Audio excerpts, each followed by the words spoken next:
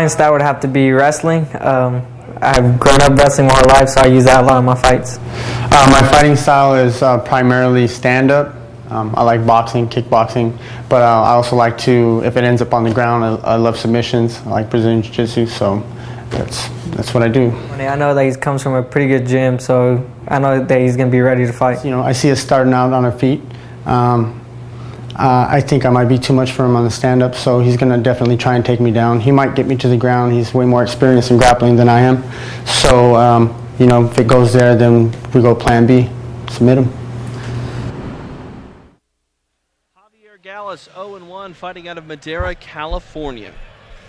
Galas enters the TBF cage tonight for the second time in his mixed martial arts career. However, this time he enters it as a pro. Last time out, Galas came up short in his pro debut by losing a guillotine choke to Gabriel Carrasco in May of this year. In his lone amateur bout last March at TPF 12, he also lost by guillotine choke to Jose Chavez. A guillotine, it's something that you can fix. You can fix getting caught in the guillotine. I think, you know, the most famous case of that, Javi, was Tito Ortiz lost to Guy Mezger by guillotine and said, I'm never going to lose by guillotine again. He never did. What do you have to do in camp to really make sure that you don't get caught in the same thing repeatedly? Well, with any submission, you have to do two things. I think it's a two-phase process. Number one is understanding where you can get caught with the guillotine, and understanding where you can get it from, how deep your head has to be in order for you to be in trouble, and just understanding general attacks with the guillotine. Number two, putting yourself in a deep guillotine and slowly working your way out. There's nothing like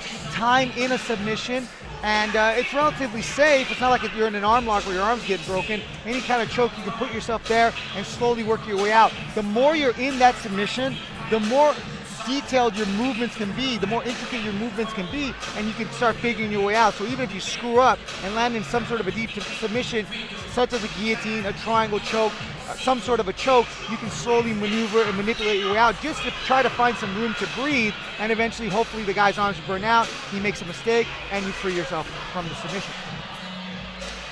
He'll try to rebound and get his first mixed martial arts win tonight against Alex Perez. Tonight, Tachi Palace fights 14 in Lemoore, California. Looking forward to this contest. It is under 3 3-minute rounds. Anybody can get caught in a guillotine. Anybody can get caught. It's a very easy submission to catch.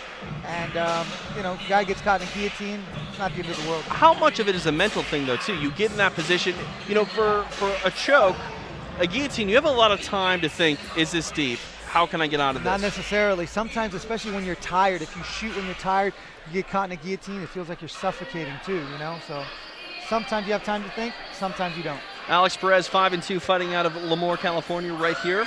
Perez returns to Tachi tonight, coming off a submission win over Edgar Diaz. Perez is nicknamed The Decision, but has 2 wins on his ledger via stoppage. This is his 4th TPF appearance, and he looks to get his 3rd Tachi Palace Fights win tonight.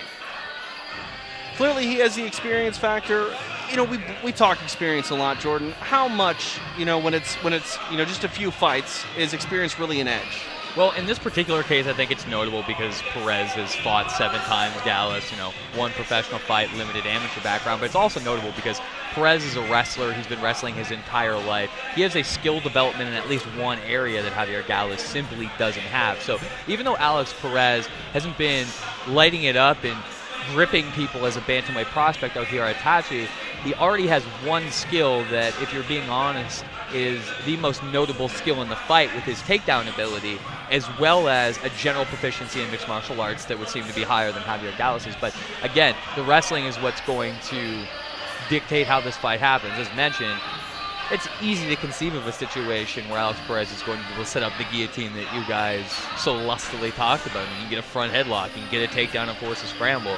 You know, there's a whole lot of ways for him to control this fight, especially considering he should be a markedly better wrestler. You talk about his wrestling ability, we talk about Galas, you know, worried maybe about that guillotine as he's been stopped twice before, but I think Galas is definitely going to have to worry about the front headlock.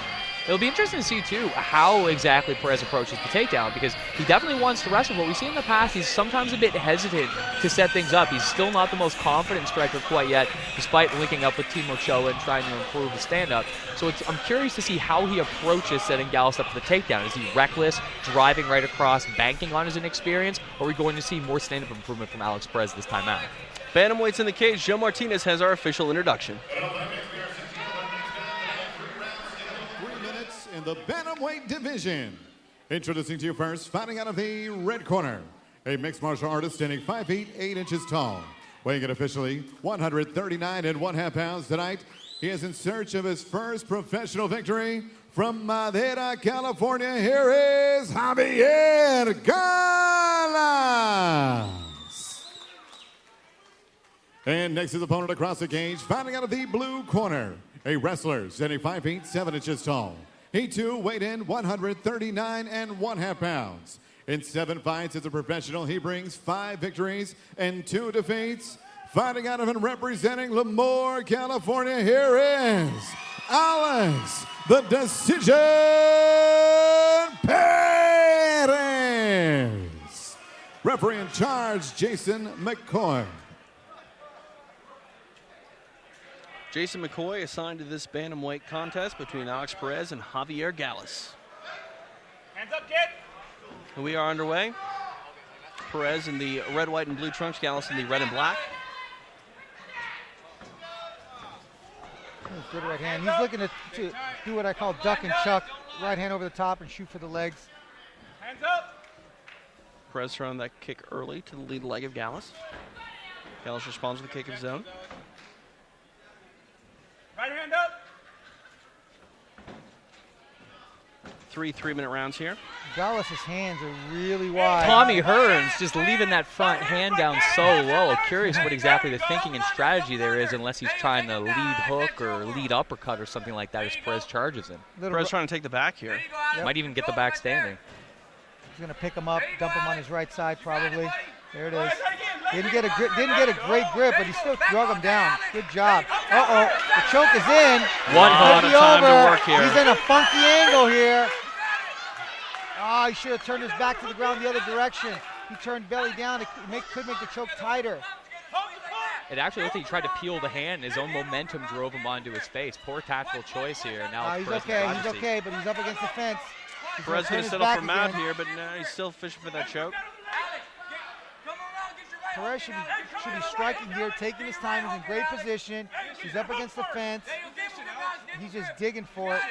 Could be his inexperience here. Yeah, he should soften him up, hit the body to get his hands to drop, then attack the choke. He's in great position. There's no rush to get the choke here. That's done. It's done. Alex Perez victorious here in the first round via submission. The second he started hitting him, Galas started thinking about those strikes and ultimately got caught with the choke. It was interesting. Perez was able to finish that choke without ever getting both hooks in. That's okay. You don't need hooks to finish a rear naked choke. Once the choke is set, you don't need hooks at all.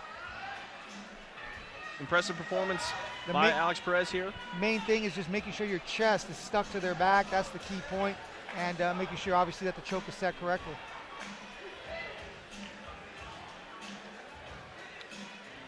Galas was able to defend it at first, but ultimately succumbed to the rear naked choke.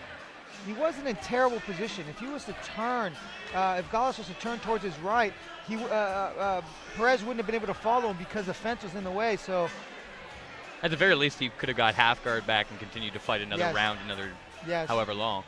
He decided just to try and fight the hands but not turn the body, and that's what ultimately led to his demise. And we simply see the difference in experience as well. I mean, Alex Perez is still a novice, but I find it hard to believe that against a more experienced opponent who simply didn't try to hand fight him here, I find it hard to believe that he wouldn't have put in both hooks and gone for position first. As Javi mentioned, you can go Cal Uno all day long and finish your rear naked chokes with no hooks in. But on this level, typically, I think Alex Perez, a little bit of entitlement there because he was facing a less experienced fighter that he could simply capitalize and take advantage of and maybe shortcut to a finish as he did there. Alex Perez is victorious. Let's go up to Joe Martinez and get the official time. Ladies and gentlemen, the end comes at 1 minute, 37 seconds, round number 1. Submission by rear naked choke, your winner, Lemoore's own Alex, the Decision Perez. Perez victorious by first round submission tonight here at TPF 14. I'm TJ DeSantis along with Javier Vasquez and Jordan Breed. We've had the luxury of calling Perez fights 3 times here.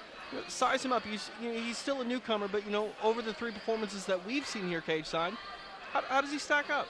I think what really stands out to me about Alex Perez is simply the fact that it seems like he just still struggles to find a way to set up his wrestling. I mean, when you saw the initial attempt at what, as Javi pointed out, just ducking low, throwing that overhand right, and trying to rip those legs out, you could see how rushed, how forced it was very, very quickly. So if Alex Perez could take that wrestling, continue to refine his striking, and simply set his takedowns up better, because the instinct for the submission game seemed to be there. He's a good wrestler. He's a good scrambler. The problem for him seems to be getting guys on the ground when there are fighters who can jab and circle away, or leg kick and circle away, or even someone that when he gets to their body can get double underhook, stave him off, control him a little bit. That's a bit what we saw against Arciniega. We've seen that in other fights. Alex Perez, good wrestler, but continues to have some trouble implementing it, even against guys that he's a much better wrestler than. So it has to be a consideration of improving his overall MMA skills to beef up the wrestling game in the cage.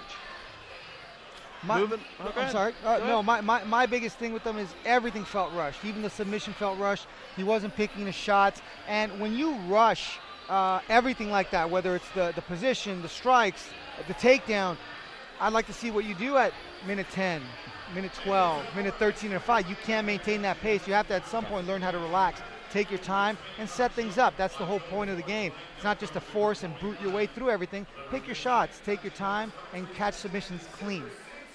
We'll move up and wait as we move up the card. Light heavyweight set to take the cage here in Lemoore.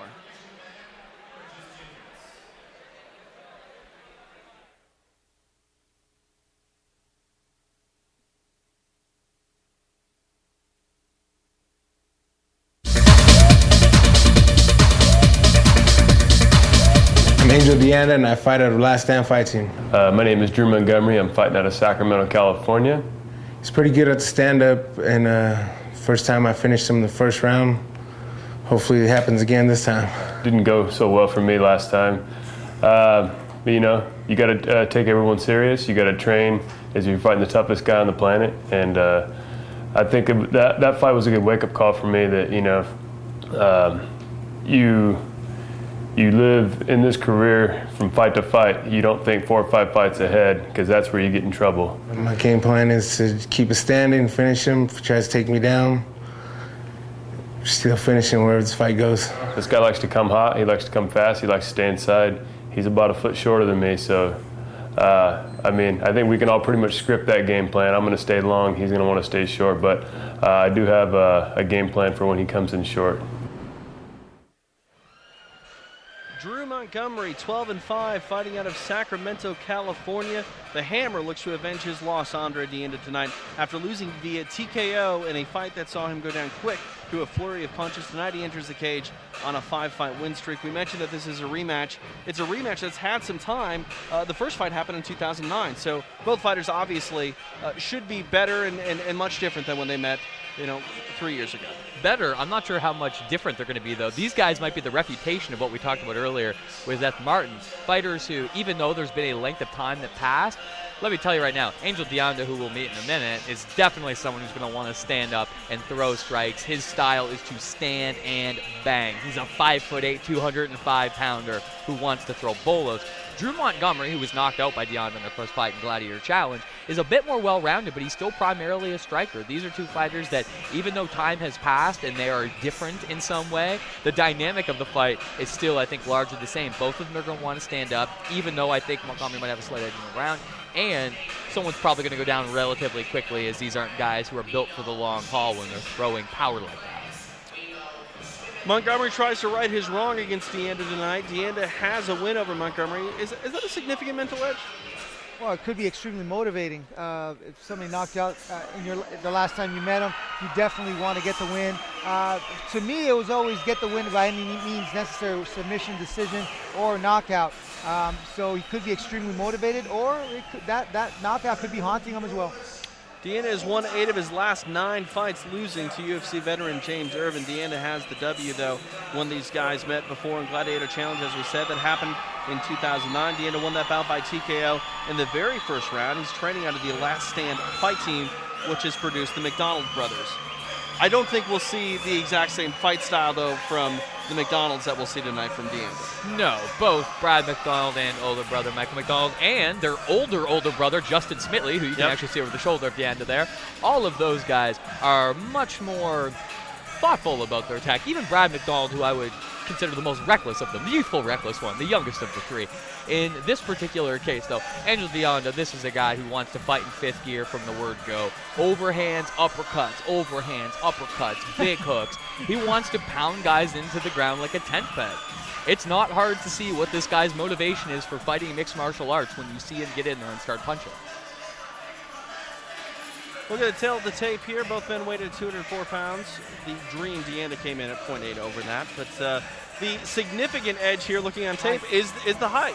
Montgomery 6'4", DeAnda 5'8". You know, we talk about DeAnda. He throws a lot of overhands, but he's going to have to get inside the reach of Drew Montgomery. Well, in a smaller cage, such as the one that we have here tonight, it's a little bit easier.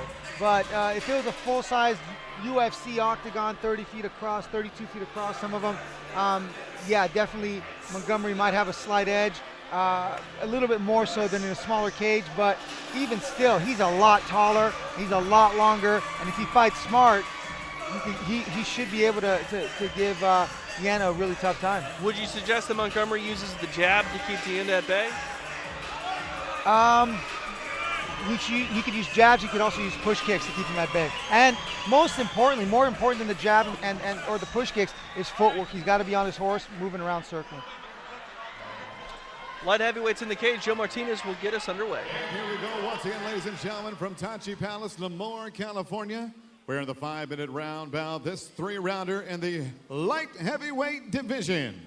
Introducing to you first, fighting out of the red corner, a freestyle fighter standing 6 feet 4 inches tall, weighing in officially 204 pounds even. He brings an outstanding professional record, a veteran record of 12 wins and 5 defeats from Sacramento, California. Here is the Hammer, Drew Montgomery. And next, his opponent across the cage, fighting out of the blue corner, a mixed martial artist standing 5 feet 8 inches tall, weighing in officially 204 3/4 pounds. His record stands 9 victories, just 2 defeats. Fighting out of and representing Central California by way of Modesto, here is Angel, the Dream DeAnda. Referee in charge, Marcos Rosales.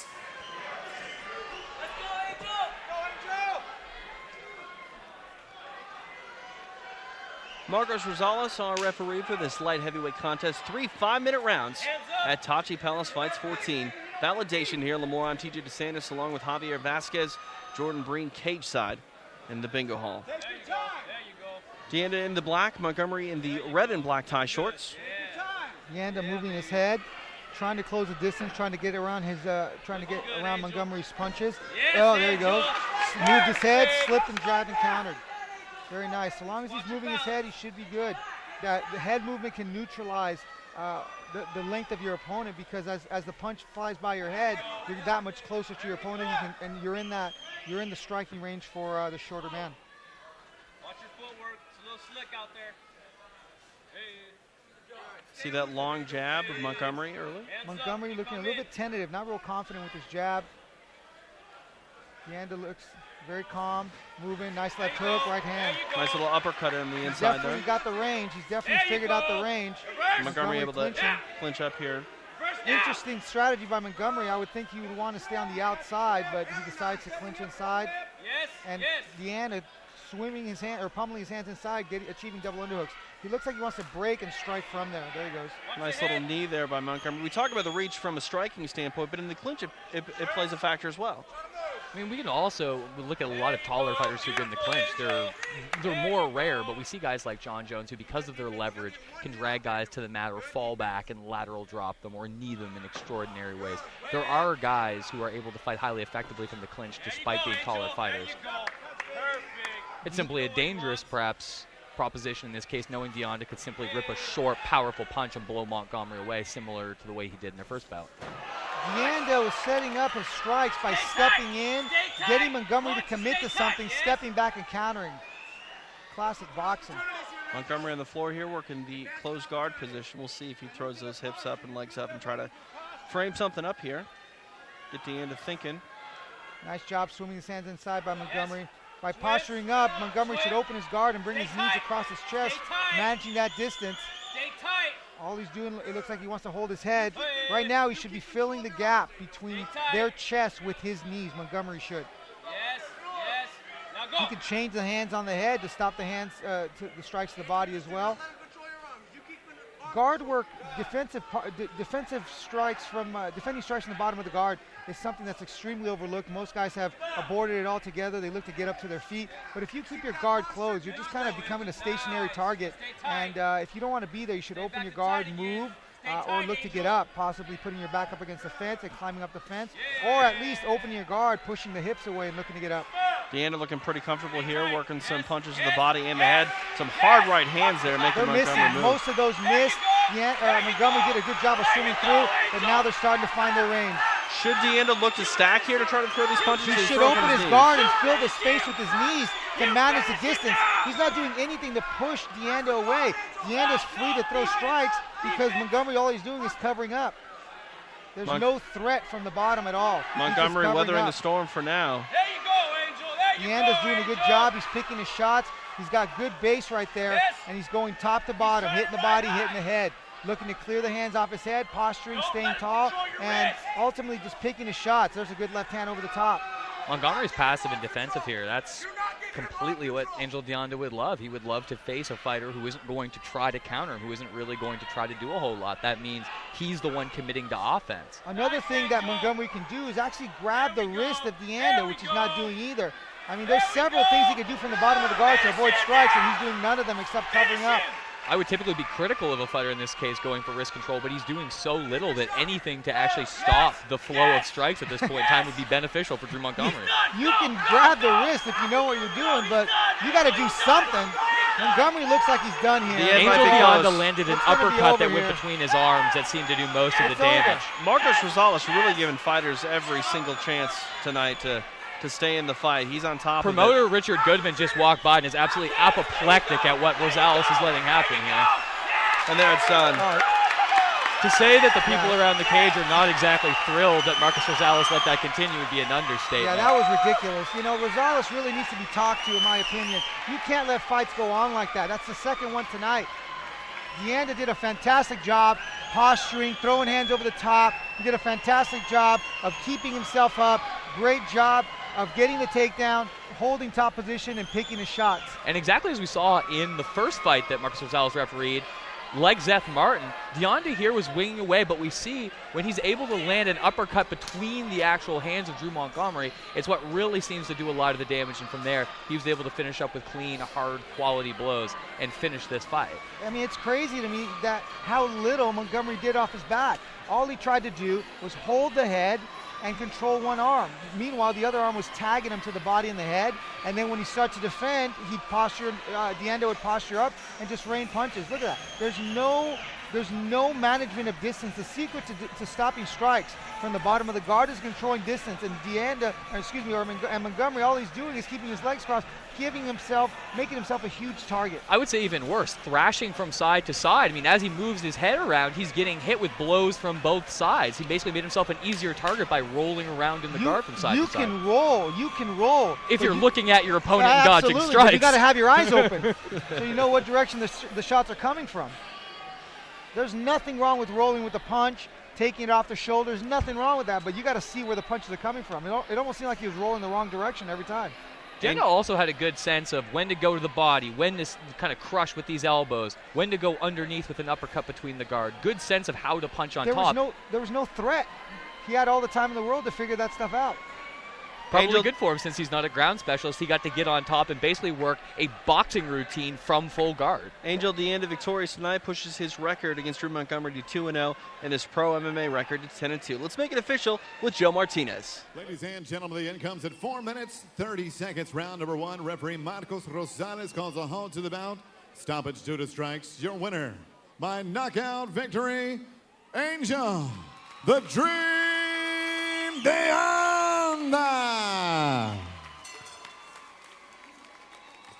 Physical advantages, he didn't use any of them. He didn't use footwork. He didn't maintain the range. As a matter of fact, DeAnda was doing a fantastic job of controlling the distance while standing.